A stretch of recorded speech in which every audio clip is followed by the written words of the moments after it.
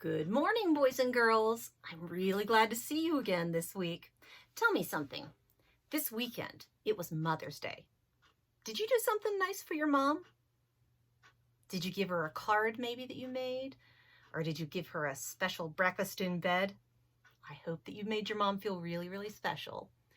If you didn't, I bet if you go give her a hug right now, it'll be okay. So are you ready for some stories and some songs? I've got a really special song today. It features another special guest, and it's not one of my dogs. It's my little boy. You'll get to meet him too. So let's get started. Clap your hands if you love stories. Clap your hands, I know you do. I'm so glad that we could be together. Glad to share a story time with you. This is the story of the little porridge pot. Once upon a time, in a small village, there lived a little girl with her mother. And they were hardworking, good people, but they were very poor. And over time, things grew worse and worse for them, until one day, they simply had no food at all to eat. The little girl was a good little girl, and she always tried to do everything she could to help her mother. So she told her that she was going to go into the forest to see if she could find any berries or nuts that they would be able to eat. Well, while she was walking through the forest, she saw an old woman standing between the trees. And the old woman smiled and waved. So the little girl smiled and made her curtsy back. And the old woman beckoned her to come closer. And when she did, the old woman said, "I know that you are a good and kind little girl, and I know that you are very hungry. So I am going to give you a special present." And she showed her a little cooking pot. And she said, "This is no ordinary pot. This is a magic pot. And if you say the right words, it will feed you. If you tell this pot, 'Cook, little pot, cook,' it will make you all the porridge that you could eat. And when you're full, you tell the pot, 'Enough, little pot,' and the pot will stop." The little girl was very grateful, and she ran home as fast as she could to show her mother what she'd been given. And they were so hungry that they couldn't even wait. They put the pot on the table, and the little girl said, "Cook, little pot." And immediately the pot began to bubble and steam and fill with delicious smelling porridge. And she and her mother ate and ate until their tummies were full.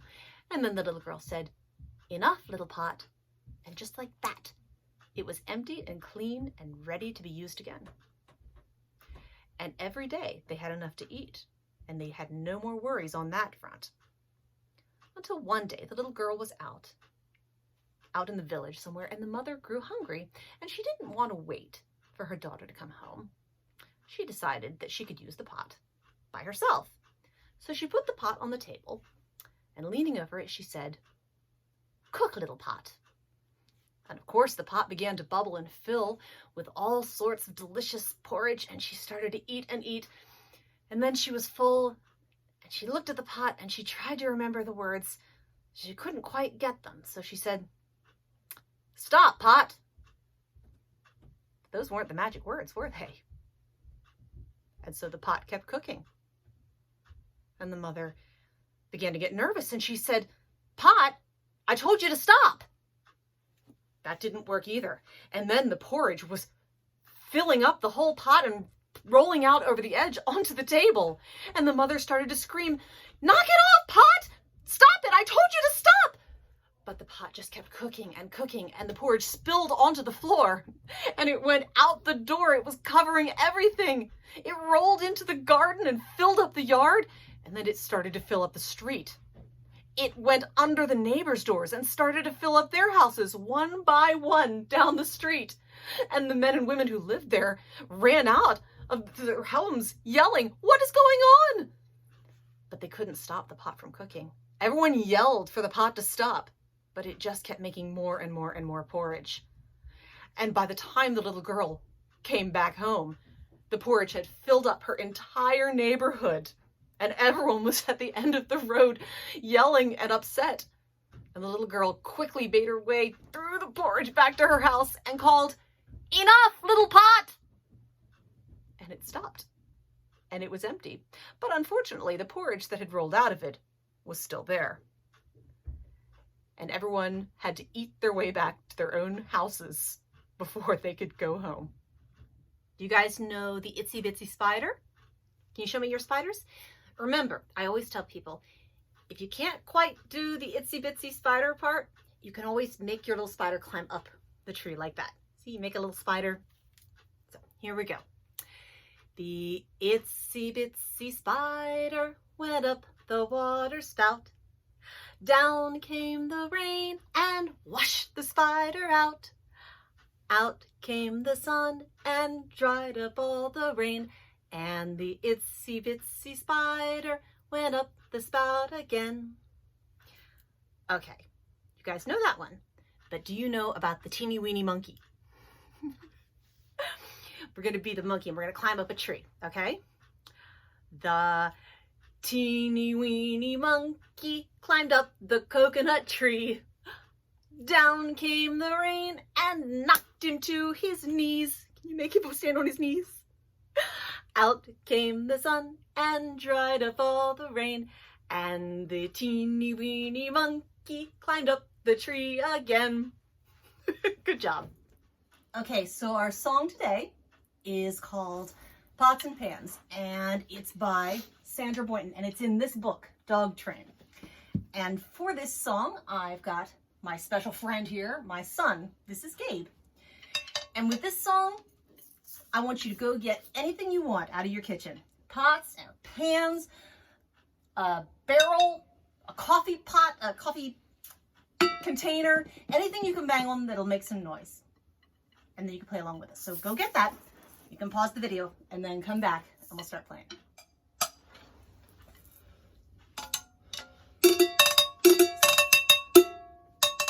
All right. You ready, Gabe? Mm-hmm. Let's do it. I got one pot, metal spoon. What do you got? You got a rhythm tune. You got a pot, spoon, rhythm tune. You got a pot and spoon and rhythm tune. You got a little, got a lot, got whatever you got. Now what? Now what? I got pots, pots and pans. I got pots, pots and pans. Yeah, that's the way that I like to play. Banging on pots and pans, banging on pots and pans. Now another pot, a wooden spoon. What do you got? You got a rhythm tune. You got a pot, pot, spoon, spoon, rhythm tune. You got a shoe pot, two spoon, choo choo tune. You got a little, got a lot, got whatever you got. Why not? Why not? I got pots, pots and pans. I got pots, pots and pans. Yeah, that's the way that I like to play. Banging on pots and pans, banging on pots and pans. So happy in the middle of the kitchen floor with whatever I find behind the cabinet door. Don't want games and I don't want toys. Just give me some things that can make some noise. I got pots, pots and pans. I got pots, pots and pans. Yeah, that's the way that I like to play. Banging on pots and pans, banging on pots and pans. Stop, look, listen to what I found. Got shimmer and shine and collateral sound. Shimmer and shine and collateral sound. Got copper pots, silver pans, lots of lids, and my garbage cans.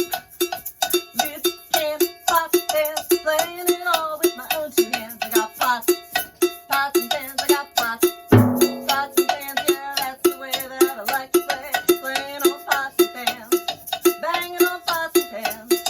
I don't want games and I don't want toys. Just give me some things that can make some noise.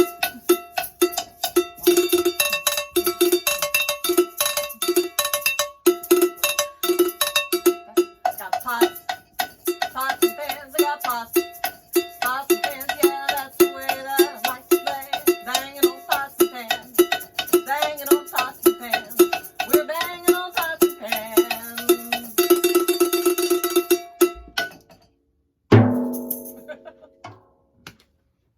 Our second story is called Calling the Dog. Do you know what a tall tale is? A tall tale is kind of just like a made-up story. Maybe you might call it a lie, but it's wild and crazy and full of fantastic things.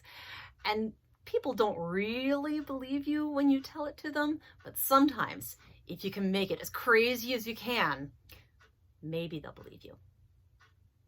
Anyway, a long time ago, down south, a little dog walked into the town.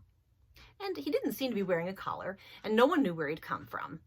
But just about everyone who laid eyes on him immediately wanted to keep him for their own. He had pretty little black and white spots all over him, and his fur was just so sleek and soft to pet. And he had wise brown eyes and floppy ears, and his nose was cold and made you giggle when he pressed it up against you. And of course, not everyone could keep the dog as a pet. So the mayor said, I have an idea, a way we can choose who will get to keep the dog that will be fair. First, we're going to build a fire. Now, it was a warm summer night. They didn't really need a fire, but sometimes when you're going to be telling stories, a fire is pretty important. So they built a fire, and everyone sat in a circle around the fire. And the mayor said, here's what we'll do. I want each of you to tell me the best tall tale that you can. And whoever tells the best tall tale will get to keep the dog, because we all know that dogs love tall tales. And everyone agreed that that sounded like a pretty good idea. Miss Johnson was the first person to stand up, and she said, now I want you all to know that this is absolute truth. When I was a little girl, my mother taught me how to fly. She taught me how to pop wings right out of my back so I could jump up in the air and fly around in circles with all the birds and bugs. But I don't like to brag, and I don't like to do it in front of anyone who might feel jealous, so I don't do it very often. And looking at this dog, I would give up those wings and live on the ground just to be with him. And Mr. Brown said, now wait a minute, Miss Johnson. I know that that's not true, because I fly all the time. You know that valley down over the hill there? It's full of people who can fly, and we're all down there flying all the time, and I've never seen you or heard anyone say that they've seen you. So I know that you are not telling the truth, but I am. At about this point, Mrs. Walters stood up and she said, neither one of you are telling the truth. People can't fly. Of course people can't fly. Only angels can fly. And I know that's true because I am an angel. And I have my own wings that I keep tucked away. Because you see, if anyone were ever to catch me flying, well, the sight of an angel's wings can do horrible things to their eyes. They might make them go blind, and I would never want to hurt a person. Anyone who would want to hurt a person would never be a good dog owner. About this point, Mr. Thomas stood up and he said, none of you are telling the truth because none of you are giving us any kind of proof. But watch this. And just like that, he sprinted right out of view down the little hill into the creek and plunged under the water. A minute later, he popped up and sloshed his way back up to the fire and said, aha, now you see. No one can fly, but I can breathe underwater. I could live underwater for days if I chose to because I've got gills on my neck. And I've just shown you proof. And just like that, it went all night long.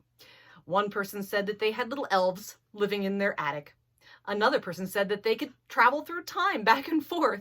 Another person said that they had all sorts of animals to keep the dog company, but they were all invisible. And it went on and on. But little Susie sat quietly by the fire, not saying a word. And finally, the mayor looked at her and said, Susie, aren't you going to tell us a tall tale? And Susie said, he's a beautiful dog, Mr. Mayor, and I would love to have him as a pet. But I've never told one single word in my entire life that wasn't true. And everyone became very, very quiet. And the dog stood up from where he'd been napping and walked over and put his head on her lap. And everyone knew there was no way that dog would be going home with anyone else because little Susie had just told the biggest tall tale of her life. I had a great time with you guys today, and I cannot wait till we can see each other at the library again. But I'm really glad that we have this way that we can talk to each other and that I can share some of my favorite stories with you guys. I'll see you again next time. But before we go, let's get in a big stretch. Can you reach up high? Reach for the ceiling. And touch the floor. Stand up again. Let's do some more. Touch your head. And now your knees. Up to your shoulders. Like this, you see. Reach for the ceiling. And touch the floor. That's all there is. There isn't any more. Bye-bye.